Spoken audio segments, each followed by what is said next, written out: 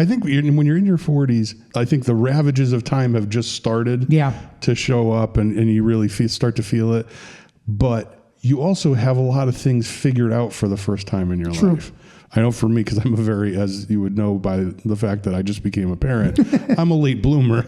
So it took me until my 40s to figure out some of the more basic things about life. And so it's like it's an okay trade. Like you wouldn't trade, when you're in your 40s, you wouldn't trade places with a 30-year-old. No. And because 30s was, but now that we're in the back half of 50s, you start to, it's not that you resent young people, but I think you have less. I know for me, I have less patience with younger people sometimes. This is the Gray Hair and Daycare Podcast, with a combined age of 111 years and a combined IQ right in that same range. Your hosts, Frank Sirio and Carlo Russo. So now, this is one we have not done in a while, because I think the amount of effort that we put in, we're scared to talk. Always being correct. We're scared to say anything now. But we are going to move right into I was wrong. So I was wrong this time. What do we got? We talked about last time baby-led weaning. And the whole, how we're giving her the solid foods and letting her play with the food and that stuff. So this is one that I left some information out that is important. Okay. Kelly helped us out with this. And then there was also something that I was a little bit wrong on, because I said, like, you don't season the food at all. You can include spices. Okay. But no added salt or added sugar. Okay, makes sense. But if you want to put some, I don't know, cayenne pepper. Curry and... some other stuff, you can do that stuff. The other thing was just kind of more context. So right now we're at 6 months and she gets the big chunks of food or spoonfuls of stuff, little stuff. Once she gets to 9 months, then you can give her cubes. And I asked, why would you do that? And of course, my lovely wife knew the answer. And that is, right now, she has a palmar grasp, which means she grabs something, she's grabbing it with her whole hand. Gotcha. And by 9 months, she will be able to have a pincer grasp. Nice. And grab little things. So as she gets closer to 9 months, when she starts developing a little bit more fine motor skill, then you go to little cubes of whatever. Makes sense. What was the first one called? Palmar. I still have the palmar grab when I see food. Just a fistful of it. Yeah. That's it. So a palmar grip as opposed to a pincer grip. At 9 months, she'll be doing. You can get her smaller little. Exactly. We can give her little cubes of cheese, ham, little pancetta, whatever it is. So you were wrong. Why? I left out the 9 month thing. Oh, and the spices. And the spices, I said no spices. Okay, but you can have some spices. Well, we're getting good though. Yeah, that's pretty.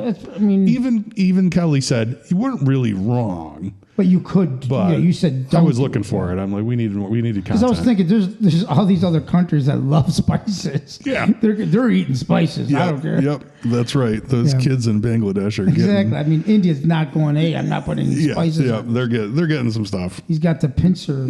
Grip or whatever, we gotta wait. We gotta wait before we throw that stuff. Well, that's interesting. That's interesting. So that was our very minimal, but it was our I was wrong. And now we return to what just happened with the conclusion of episode 31. And so she leaves the room, and I said to Kelly, I'm like, look, first off, like we got to be lined up. We have to be in alignment before we have the conversation with the doctor. And it's I mean, you can't just throw things out the window one time, like. Well, so then I start asking more questions. I'm like, well, when did that happen with her back? The second picture that you showed her. Oh, that was 2 days later. I'm like, well, you didn't tell her that. Yeah, you made it seem like.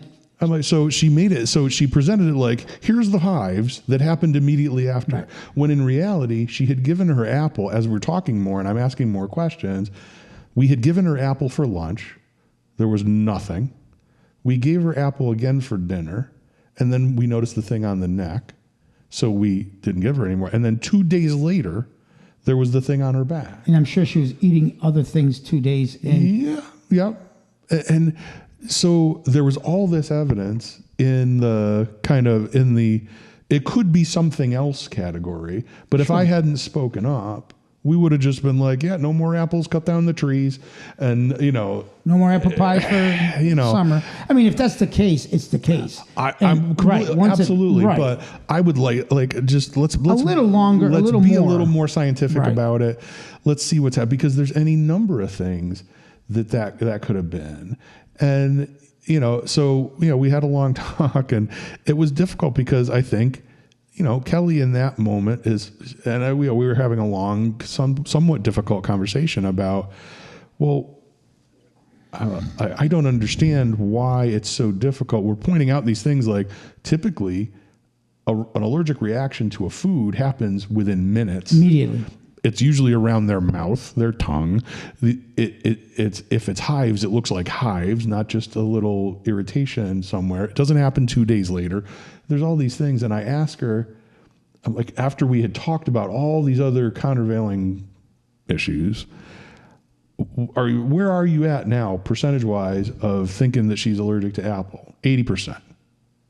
And I was like, I don't feel like you're listening to me at all. Help me understand how, after everything we've talked about, that you're still there. And she said, I don't want to answer because I think you'll be mad. And I'm like, I won't be mad. I want to understand. Yeah, you want the same information she's working with. I just want to understand why. And she said, I feel like I'm not listening because I feel like you're not listening to me. And I said, well, does that sound real? Like, does that make sense? And she was like, well, no, basically, well, no. And I think it's difficult, right? Nobody's ever 100% alignment on everything. No.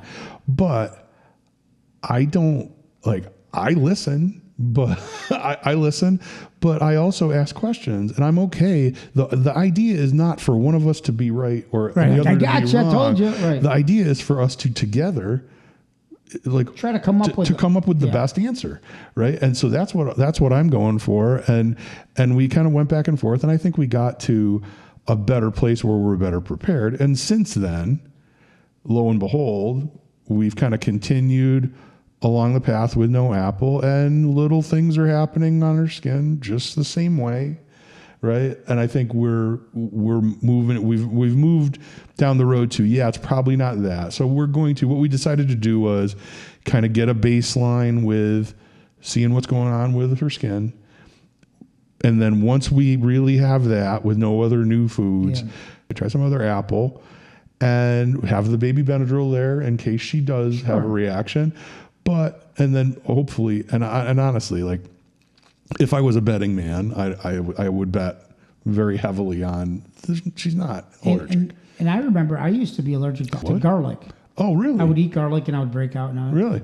I can eat the heck out of garlic now. It just comes. I mean, it was something that went. And to her credit, the PA said that too. She's like, sometimes they come. Allergies come and go. Yeah. I did the same thing, believe it or not, and I wish I was still allergic to this. Alcohol. I would turn bright red and have hives. Yep. Really? The minute I touched the beer, a glass of wine. That's interesting. I always tell the story. I was like 13, 14 years old. We were at the doctor's, and we were done with the physical and all that good stuff. And my mother goes in Italian, ask the doctor why every time I drink wine, I break out. And I'm like, I'm 13, Mom. I don't think I should be asking the doctor why every time my parents give me alcohol, I break out. So that is fantastic. And the doctor's like, what were you saying? I go, she wants to know why. When they give me wine, why do I stumble? And then she goes, what's Sprite? or 7-Up at the time. And I'm like, that. She makes us spritzers. A spritzer. So, yeah. So the doctor's like, Mrs. Russo, you should not be giving him wine at all. But he'll probably grow out of that. Yes, he'll grow out of it. But I thought that's fantastic. I remember that like it was yesterday. Yeah. No, yeah, they come and go, and but there's so many possibilities, right? No, yeah. And they might be right.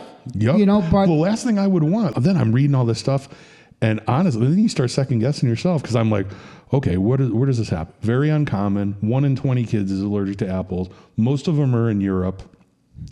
And they're in a part of Europe where it's very common that the apple trees cross-pollinate with white birch trees. And that's what they're probably allergic to. But what's in these are apples, the apples we gave her were from my apple trees. And what do I have Birch? 40 feet away from those trees? And then I'm thinking, oh my God, I'm going to end up being wrong. And then I'm never going to I'll never be able to make another decision. Well, you're kind of wrong. It's your backyard wrong. Right. That's why we're going to try with other people. Right. We're going to try with other people at apples and first. Again, I mean, obviously, yes, she could be, but majority of baby food is apples.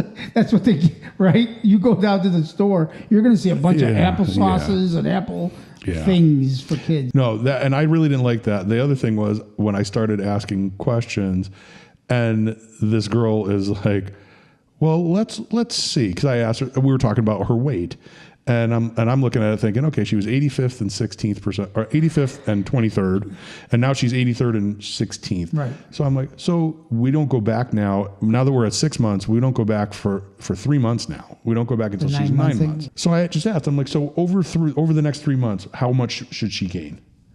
And she's like, well, let's look and do a Google search. I'm like, look, do you want to go to medical school? Like, I can. Shouldn't you know this right off the top? Yeah, like I can Google it. You're supposed to be the content expert, and you're going to show me how to use Google. Yeah, like, tough. Come on, sweetie. I don't like the jumping to conclusions. And you look at one picture. Now again, she could have been given better information, right?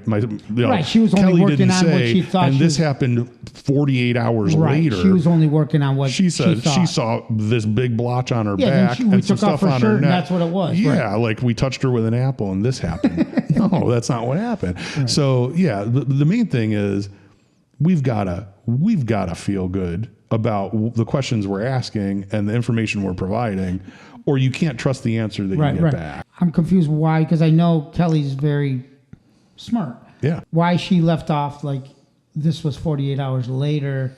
That was part of our discussion. Okay. And I think... And I'm just saying, I know she's a brilliant woman. Maybe she just forgot. There's a certain level of, I think... I love you, Kelly. I say it all the time. My wife is a brilliant woman. I don't throw that. I don't know... Smarter than us. Our wives are better. I don't. Yeah. We have. I don't throw that. I don't throw that word around a lot. Like I don't know anybody else who I've said is brilliant in my life. She is. She's a brilliant woman. But I also think that what comes along with that is a small side of being wildly uncomfortable with being wrong. Right. I think part of knowing you're not the smartest person in the room all the time is being comfortable with being comfortable with being wrong. Right. It's like, okay, I think this is right, but I might be wrong. Right? I'm not going to be surprised or hurt if I'm wrong. So it is a different level of comfort. And I think sometimes she may have more of a challenge with that. Sure. Because she's probably wrong a lot less than you and me. Yeah. Absolutely. So it makes sense. Yeah. So I think that might have been part of it. But so anyway, so that was a bit of a challenge, but all's well that ends well. You'll have to look forward to another episode to find out how the apple test goes. I feel horrible. I brought an apple pie over. I'll eat it. That was another thing. We're not allergic to it. I'm doing all this reading. It's like also, if they're allergic to apples, it's also highly likely that they're allergic to stone fruit. And we've just been giving her piles of peaches off our tree and just nothing. Yeah. And I'm like, come on. Like, this is just, there were so many checks. But again, you guys are new parents. Yep, we are new parents. And everything is heightened. Every little. That's the other thing. I think that is the biggest factor with Kelly is she doesn't want to make a single mistake. Yeah, it's good to make mistakes. She doesn't want to make a mistake. I know. And that's a big part of it. I mean, does she think like, yes, we are older, but we should be smarter because we are older, so less mistakes? I think she just doesn't want to make a mistake. And I think that's the point. Like that was one of the points I was trying to make was there's more than one way to make a mistake. Yeah, if we eliminate apples, that could be a mistake too. We're not going to do any harm to her from an apple, but down the road when she can only have hot water to drink, we're going to be in trouble. So it was challenging. But again, sometimes we do go to these professionals and take their word. And this same professionals are looking at a Google. Well, yeah, like we're talking about baby-led weaning. Yeah. Now, I have one of my employees did it. Other people I've talked to know about it. Obviously, Kelly discovered it in her reading. This woman had no idea what I was talking about. And I thought that was also you don't really know. So we're back to I don't trust anybody. So we're looking forward to the answer to the question of how much. So in the next 3 months, she should put on between 1 and 3 pounds. Oh, okay. It slows down a lot at this point. I thought it would be more too. Yeah. So we had that. That was exciting. We had my birthday dinner. We went out to dinner. What you guys do? We went to Delmonico Steakhouse. Brilliant. And it was fun. We went out, we sat down, we had a little table. Mm-hmm. We were next to a booth. In the booth, it was a mother and her son. Okay. And the son was older than us. Oh, okay. So she had to be in her 80s. Sure. It was cute. It was like a 65-year-old guy and his mom having dinner before they go to the SU game. They had their SU stuff on? She had her SU stuff on. And of course, she sees the baby and she looks, how old? 6 months. And then she's sitting there and she looks over and, how old is she? 6 months, just a little over 6 months. She asked like 3 times how old the baby was. And she's like, she's very observant. I think she's going to be highly intelligent. And I looked at her and I said, I think you're right. Yeah, you're absolutely right. 100%. You're a very astute. Do you know this family? That is an astute observation, ma'am. But it was cute. And then she was getting the attention from adjoining tables.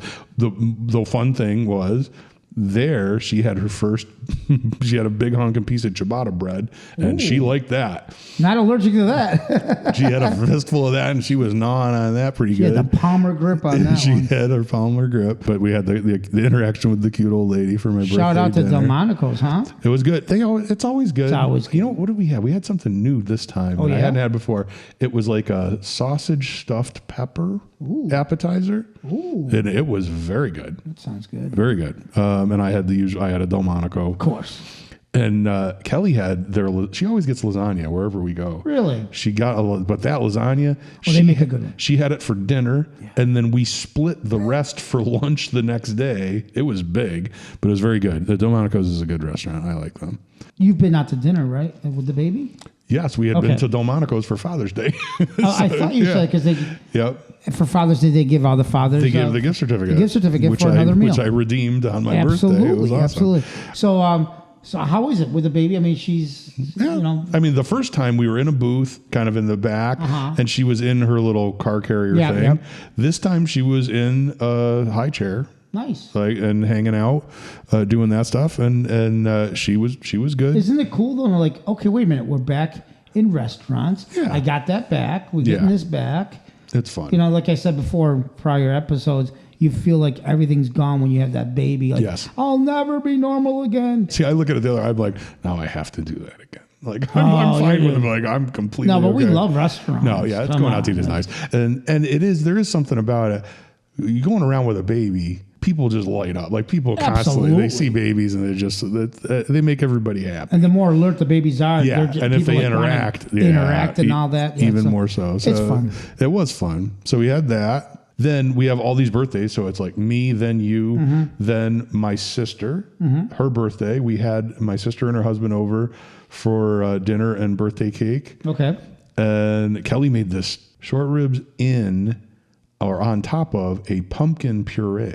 Oh my goodness. Short rib. It was delicious. Fantastic. Delicious. She had the last of it today for leftovers, but it's very, very good. So we had that. And then I got a cake for my sister's birthday. And it was fun because it's been a while since they were here and we had a meal. Okay. And baby Josie was hamming it up. Yeah. She was like, oh, that's the best. She was having the best time. Like I haven't seen it. She's like, she's always engaging and doing it, but she was clearly like just going to town. Just enjoying and had my sister in stitches and that's awesome. And my brother-in-law was taking videos. It was super cute. Josie sitting there having conversations, talking. She was all kinds of noises and smiling. Don't you love when they do that? The little voices come. Oh my God. It's so much fun. So cute. It was very, very cool. Yeah. We had the first use of, we go to Wegmans for groceries. Every Sunday, we go to Mass. After Mass, we go get groceries. And we've been using it. We keep her in her car carrier, and then they have the special carts that have the red thing. You put the car carrier right on there. Yep. Well, but now she's big enough. We had her in the high chair at Delmonico's. Now she can go in the cart. Oh my God. But there's this thing, and I will call it out because it is a fun product, but I also have a problem with it. And it is called the Icopuca. Icopuca. Icopuca shopping cart cover for baby, 2-in-1 cart cover for babies and high chairs. Okay. So it basically is like a plush cover that you put in the shopping cart, so they're not on the metal and plastic. Sense. Yeah. And it's all makes it all comfy for her. So we busted that out this last Sunday and put it in there, and she was very comfy. And it works really well. It's nice. It's pink. It's super cute. Of course. So and it elevates the level of attention that the kid gets in the grocery store. If you miss the baby, you're going to see it there's now. a little baby on a pink cloud. But this really does bother me. I look down and I'm like, what's this? And right in front of you and where the baby is the clear plastic sleeve where you're supposed to put the phone for the kid to be able to see this. Oh, stop. Seriously? I thought it was like for you to hold, like... Mm-hmm. I could see if it was a whole phone holder for me, maybe it would be off. No, it's right in front of the kid, pointed at the kid. It's their TV. It literally. And I thought, wow. Everybody knows how bad that is. I know. It's so bad for the kids. So wow. a little disappointed. Didn't expect that. In the Icopuca. Icopuca, what are you doing? Icopuca people. Bad. Take that thing out of there. It's not good for the kids. But otherwise, good product. So we did that. I was not excited about the phone holder. And then also that same weekend, we had our parish picnic. Oh, really? It was nice. It was right up the road here. Because where we live is, our parish is 2 churches. So there's Sacred Heart where we go, and Divine Mercy, which is north in Central Square. Yep. And our pastor has both of those parishes, both of those churches, and we're exactly halfway. So they had the park here, the park right up the road from our house. Which is so nice to be that close. To the park. The parish picnic. So we went down for that, and it was fun. It's like a barbecue kind of thing. They did a barbecue, and then they had an ice cream truck show up, and everybody got a ticket so you could get an ice cream, and they had games for the kids and all that. It was cute. It was very nice. We saw some familiar faces, a lot of people that we didn't know from Divine Mercy. But what was fun about it was we kind of got the wagon out and found a little spot and had our folding chairs. And more so than I've ever noticed it before, probably because she's not around a lot, baby Josie was super interested in all the other kids. Like the kids that were playing, she was like watching and looking, like, so I can see next year it's going to be a whole different ball game. But it was nice. It was a really nice event. It seemed like it was a good turnout. Father, as he came over and said hello, and a little more serious. I like your church. I remember my church used to be like that. And I went to my church, which is in Syracuse last week, and I tell you, there's just no one there. Just no one there. And it was tough. I'll tell you, the place used to be packed. Yeah. Pompeii used to be. Yeah, and I would imagine at the holidays it must still get like that. Sure, but not as like it was. I was thinking about that. I was reading an article about how there's all these kind of lapsed Catholics, lots of people that only go on Christmas and Easter. Right, the holiday and Catholics. Like, what do you do to get the people who do show up to keep coming back? Yeah.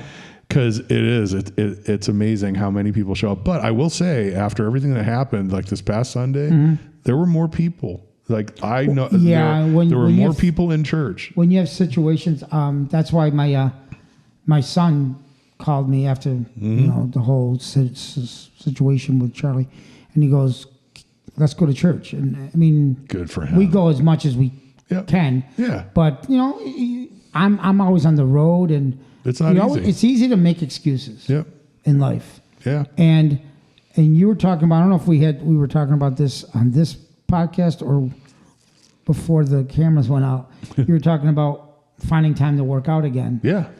And when you're in the bad part of your health, you always find excuses. I have no time. I'm busy. Yep. Church is the same way. When you're not in your religious mode, you always find, I'm too busy. I'm out of town. My kids are young. My kids are too old. No one wants to go. And then when you finally figure out and do it, you're like, oh, there's plenty of time to fit things that you want to do. It's interesting because I was, for years and years and years, decades, I didn't go to church. Sure. And when I started, it was literally, I would have those thoughts of, but once I go, then if I don't go, I'm going to feel guilty and all this stuff. But I did it. And in the beginning, it was work. It was hard. And now, thank goodness, I am at a place where it's just like, we haven't missed it since the baby has been to church every week since she was 4 weeks old without missing. And it's just now it is like, it's now muscle memory. It's just habit. This is what we do. And I enjoy it. And I hope I never miss, right? There's something in my psychology that works for me that when I'm on a roll, I want to stay on a roll. Yeah. So I hope I don't run in. I hope I can just keep going. I know there's going to be something that keeps me from going, but right now it's in a way that it never was for me in my whole life. It is a part of my life. Well, it speaks to you now. It does. Grabbed you. It makes sense. Absolutely. And you're getting so much out of it. I know I get something out of it. Mm-hmm. I know it's good for my marriage. Yep. I know it's good for my daughter. And that just makes me want to do it more. And then since I started volunteering, just always being able to contribute in some small way, right? Like I'm not doing anything crazy. I'm collecting, doing the collection or greeting people. One of the best times that I can remember in the church was when my wife and I at separate times was going through our adult confirmation. Yep. Because we didn't do it at 15, 16. Yep. And we got to know the people that worked there. Yeah. And the priest one-on-one. We were friends with Father and the deacons and it became this, like you said, it was like a no miss. Like I gotta go. I want to. I want to be there. I want to see my friends. I want to see. Yeah. And then at the same time, God's working His magic. Oh yeah. Yep. Right. Yep. He's working His magic. Going, I'll get you here, my son. Yeah. And once I got you here, you're gonna realize, oh, this is where I need to be. Yeah. Even when we go to your church and we see all the people, it is so great. There's something about belonging to going to my church because there's so much. My kids love it. So it's hard to leave your parish. Sure. It is. Even though sometimes it's obviously if they close, it's easier because then you can go, okay, it wasn't me. I have to find a new place. Yeah. But seeing that it's still around, it's hard for us to say, I'm going to go to yours or I'm going to go to there. There's so much history memories there. And history. Yeah. You have to remember, I mean, when I came to America, that was the first church we went to. Yeah. So we got our first communions and all that stuff. Yeah. And then marriage, and you were married. I mean, so it's tough. It's tough to change, but it's also tough to see that nobody's going to this particular place anymore where it used to be packed. Well, I think you should just put that in your rearview mirror and come to our church from now on. I mean, we love your church too. Honestly, Father Sight is doing we're so lucky to have him. And that matters. Yep. He is making a difference and I see it and I have a lot of respect for him. Like it's really nice. Yeah. He's what that parish needs. And it's been nice to see it. And it's nice that you get a sense of community. You start getting to know people. Absolutely. And that's what same church is, community, right? Yeah. So, but part of me is like, well, the reason why there's no one here anymore is because everybody's doing that. They're leaving to go to other churches. And it's like, am I going to now be that person too? Yeah. To now, make this more empty? I don't know. It's a struggle, but the things that our families do, we love to go to other churches. Yeah. For Easter we might go here. For different things. Christmas we might go to a different place. Midnight Mass in Pompeii there's no other. I mean, it's so gorgeous, but it is what it is. But it is a beautiful church. Gorgeous. Gorgeous. Our Lady of Pompeii is beautiful. Gorgeous. Yeah. So we went to the parish picnic. That was good stuff. I did have a first. So I'm constantly with the music, singing to her and playing different songs. Yeah. And we kind of have taken a a little bit of a diversion, I started playing bluesier stuff for us. Oh, you changed it up. So I put on some BB? some Ray Charles. Okay. And some Shake Your Tail Feather.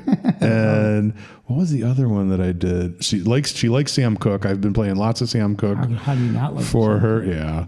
But for the first time, I played my guitar for her. I was just like, we had some time to kill. Kelly was on her way home, and I haven't touched my guitar since probably the last time I did a lullaby for the show. Sure. So I'm like, hey, we've never done this together. And she was staring at you. And I had her in her little high chair, and I'm like, okay, we're going to do this. And she was immediately. That's so awesome. She was fascinated. And she definitely has, I think she has in recent days, she has her version of dancing. It's mostly head movements. There's a lot of this. Oh my God. And smiling. And there's some hand wave. But yeah, the musical stuff, it's so much fun. I'm constantly trying to, no matter what it is, I'll have music going and I'll have her out and I'll be kind of just tapping out the rhythms and always trying to sing harmonies and do stuff. There's a 4/4 time tap here. Exactly. Always telling her about, this is Bobby Bland. He played hilarious. with B.B. King for many years. like giving her all the background, but it's she definitely she seems to enjoy some of the kind of more fun bluesy stuff. She's gonna have it in her blood. Yeah, literally, because when Kelly was pregnant, you were playing the guitar